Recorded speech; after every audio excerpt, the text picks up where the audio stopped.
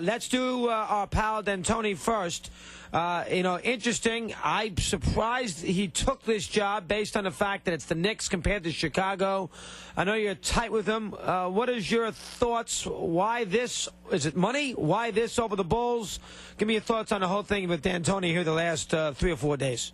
Hey, man, as you guys know, if you can make it there, you can make it anywhere. That's true. Well, I mean, that's part of the allure. And yeah, but they have no players. Huh? But they have no players. Well, I mean, first of all, it's probably not enough time to do the whole thing. But put it this way: Donnie Walsh made him an offer. They recruited him actively. They said he was the guy. There's a challenge, and it was not going to be working in Phoenix. Meanwhile, the Chicago Bulls, who I think were Mike was John Paxson's first choice, but I don't know whether he was Jerry Reinsdorf's first choice. The formal offer had not come. They wanted more time. But meanwhile, Donnie Walsh naturally wanted Mike to make a decision, and the Phoenix Suns wanted D'Antoni to make a decision. There was pressure on him. So from the beginning, he had actually talked about the Knicks in much more positive terms, and I was surprised. You put all those things together, and the deadline just came to pick the Knicks job, and I don't know whether the Bulls would have made an offer for the next 2 or 3 days if they had made an offer. Wow. Jack, we know, as everyone knows who follows you, knows you spend a lot of time around the Phoenix Suns. Could D'Antoni have gone back to the Phoenix Suns? Was there a way to patch up the relationship between the coach and Kerr? No. And I wrote after Game 5 of the Spurs series on the website that it was over. And at that time, I didn't know whether he would quit. I didn't know whether they would fire him, or the most likely scenario that he would get pursued by the Bulls, Knicks. I thought maybe the Toronto Raptors too. I was wrong about that.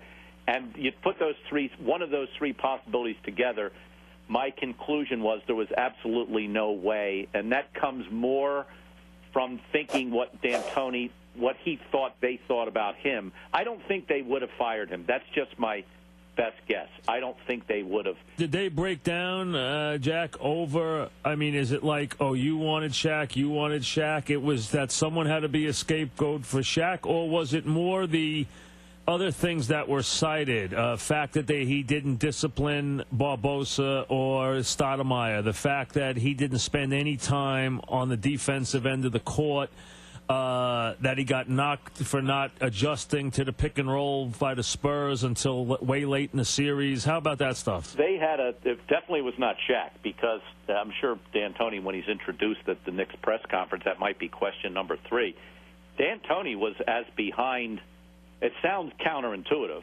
He was, but it's true. He was more behind the Shaq deal than Kerr was. But to answer your question, it goes way back, and it may have started when Steve Kerr got hired. As you guys know, a GM wants his own guy, number one, and a coach never feels entirely comfortable, if he's not the choice of the GM. And Mike had been the choice of Brian Colangelo.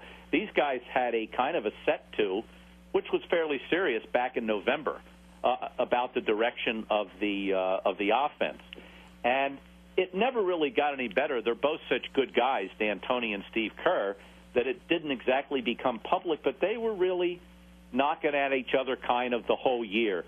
And in the cauldron of the playoffs, when strengths and weaknesses are exposed, this first-round loss to the Spurs, it really fractured a team that may have been able to get it back together but didn't. So it was a season-long thing, guys, and it certainly wasn't one or two things. All right, so the lure of Broadway and the fact that the Bulls kind of hesitated, not so much he doesn't like Reinsdorf, which is what we kind of heard.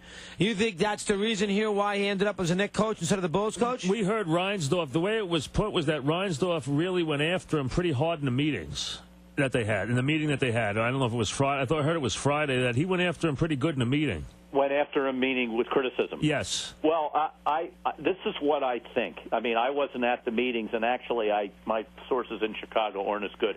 I think that's sort of partly correct. I think John Paxson, as much as we heard he was more of a defensive guy, I think John Paxson definitely wanted D'Antoni to coach that team.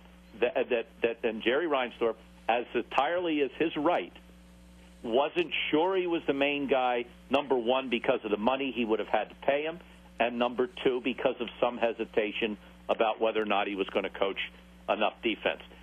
So I think if you presented it as a split between Paxton and Reinsdorf, I think that would be close to the truth.